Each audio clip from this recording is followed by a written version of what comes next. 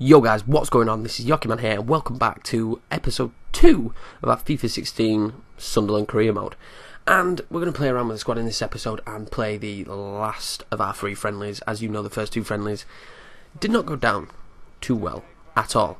Also, first of all, I would like to say thank you everyone for the support in the first episode. It's gone down really well, and I'm chuffed, I'm impressed, and new subscribers, thank you so much. But look at that pass there, it was shocking. Pantelimon did okay, but that pass was awful. Pass it straight back to him, and then that was it. Chasing the game exactly like the first episode. We had to chase the game the whole time, and I found it so difficult with this squad. The second part of this episode is like literally just transfers, which I'm really excited about because this squad at the minute is really awful. Defoe there trying a bit of trickery, but look, you know, the fact that there was no power in that shot really annoyed me because I was proper holding down the shoot button, but it just didn't happen for us. And at half time we were looking pretty awful. They start the second half with a substitution. I don't know why, but we just looked awful. Someone had mentioned in the comments that I need to play Barini more, but look at that beastly move.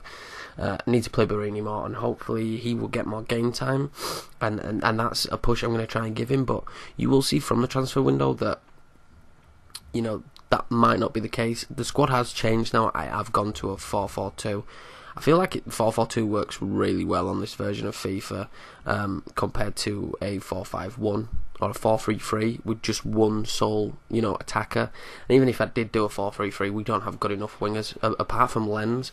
You know, Johnson probably isn't the quickest and the best to be able to perform in that position, but I put Barini through here and I thought he's going to go through, he's going to score, and he still manages to, you know, block it. Was that Pogba? It's not Paul Pogba, obviously.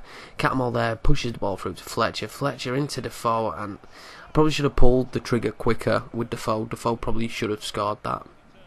They make a last-ditch tackle, and he wins them the game, and again, pre-season.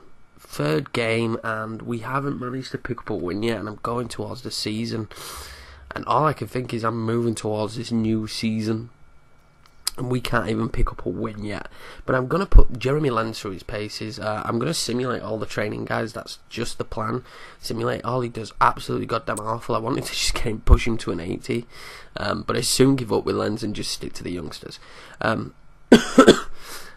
definitely going to stick to that. The method of just simulating it. We're going to put in another bid here for Danny Welbeck. Out of the 3 strikers, Pato would be my preferred.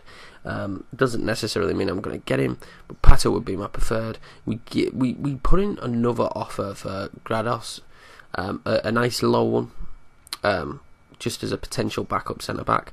But Remy I would accept as well. Welbeck's a little bit weaker, but he's only 24. I think he will improve. If he's not liked that much by other people, but I think he will improve, definitely. But he's probably one of the players I want to bring in. Bertrand Traore, it looks like he could be a beast, and they're making me negotiate really hard for him. But he's someone I just want. Really want him. How could you not want him in the team? Alexandre Pato comes back, and 18 million I think it was. They say 18 million, we can do it. Offer him up a contract. He's 80 rated and he's 25 years old. I'm really happy. Now guys, in this episode I've done the transfers in a little bit of a different manner. I've done the transfers in a way that to me seems a little bit strange, but I've put a lot of what my mindset is and what I was doing at the time. I put Vito Mamoni actually on the transfer list.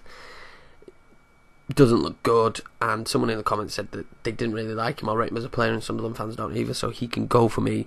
I do toy with a couple of other players sticking on the transfer list. We're going to go in for Sam Byron here, Leeds legend, well, future Leeds legend, hopefully. But I put in all the negotiation and stuff, and all the middle ground, instead of just we put this bid in, we got the player, I offered him a contract, we got, you know what I mean, I put in, you know, everything, that the actual breakdowns when we didn't succeed with the player, and then when we did succeed with the player, I've stuck some of those bits in. If you don't like them, then, you know, just leave a comment and let me know that you don't like that style, and I toyed with it. I probably wouldn't do it as in depth next time or in the next window, but I definitely like the fact that you can see the motions as I'm going through to trying to sign all these players. But Ruben Neves again from Porto, centre defensive midfield. I think he's 74 overrated, 18 years old. Looks like he could be an animal in the future, like an absolute pure beast. And hopefully we're going to pull him in. Also, this 18 Portuguese stallion, Guedes and Ryan Gold. I think he's a bit of a legend, you know, to most people. We're just basically going to Sporting Lisbon here and trying to pick off players as we go for Leibad. I don't know if that's his name. Well, it's Zakiri, but I really don't know. Labayad, he's got such a fucking weird name. But we put an inquiry in for Ryan Gold, and obviously it's going to be a steep estimation for him. He's 19-year-old, looks like he could be really promising in the future as a centre attacking midfielder. We put in an inquiry for this guy as well, and I think we picked him up. Is it Guedes? We picked him up real cheap, like dirt cheap from Benfica. He's a player I've had in the past. They also accepted our bids here for Welbeck and for Remy.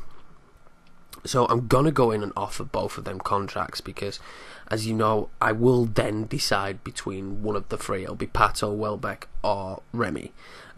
Like I said, I think my preferred striker would be Pato, although Remy is, you know, in my opinion, a better striker and probably more of a striker I'm used to using on FIFA, especially with his speed. I don't even think Pato was in last year's FIFA, so I don't know how he's going to be in the game. So we're just going to see how that goes as we try and offload a youngster there. And Bertrand Traore's bid is accepted, guys, and we can now finally offer him a contract. This guy could play a major part. He could play on the left as well, a little bit like Barini, but better. He could play on the left, he could play up front. I don't know where I'm going to play him yet, but he looks amazing. We're going to offer a contract up here for Ruben Neves as well, another youngster. So as you can see the theme, this is when I started to bring in my own young talent players that I would want to develop and use the training for. Don't really rate the young players I've already got in the Sunderland squad, and I don't think any of them are really going to achieve anything, as Alexandra Pato there goes and rejects that contract. I was like, oh, man, what is up with you? Come on, Pato, let's get this deal done, get yourself in the club, start, you know, making money and scoring goals. Joel Campbell is someone who I had in the Burnley career mode last season, and I'm a big fan of Joel Campbell, or Joel Campbell. But I'm not 100% sure that is a position that we're desperate to fill at this moment in time, because we do have Johnson there. You know, he's okay, good enough, you know what I mean? He's fine to play in that position, so really the need of Joel Campbell is not huge, so I'm not 100% sure yet if we're actually going to go in and get him, as we offer a contract to Ryan Gold there. Yeah, I'm just not sure that it makes sense for us to go in for him. The Carey guy, this guy here, right? I really wanted him. He's in Football Manager. He turns out to be a beast, but everybody seemed to be going in for him, and I was just like, how the hell am I going to get this guy? I did remember that I have players like Will Buckley and other useless players on the bench that I want to get rid of. I did toy with the idea of getting rid of Sebastian Larsson, and then I had one thought in my head. If you're a Sunderland fan and you're watching this, I think he's a little bit of a legend there at Sunderland, from what I remember, so I didn't think that you'd be, you know, willing or even happy if I just went, right, Larsson's going out. So you can leave comments on that, and if it wouldn't bother you, then it's definitely someone I'm not really going to use. I think I've used him once or twice. He just doesn't really feature in my plans. There's no need for me to have him. I've got quite a good few central midfield players, and obviously now I think he can play out wide, which would maybe be a reason to keep him around. But now I've got an okay backup right midfielder, and I've got an okay left midfielder to back up the squad, so I don't think Larsson will be needed in the club. But negotiations there with Danny Welbeck going nuts. But we do decide. I decided as soon as it came down to Welbeck and Pato, I decided that if we could get Pato, that was the deal I was going to do. But at the same time, Pato and Neves both come in at the exact same time, and I'm like, yes, finally the squad is starting to improve. We might actually do something this year. We might be exciting, or we might not. We might be absolutely god awful, but I was just like super psyched about it. I was well happy about it. Jonathan Silva here is obviously, as you know, I wanted a backup left back. I don't really know if Silva suits that role, but definitely someone I was looking to get in.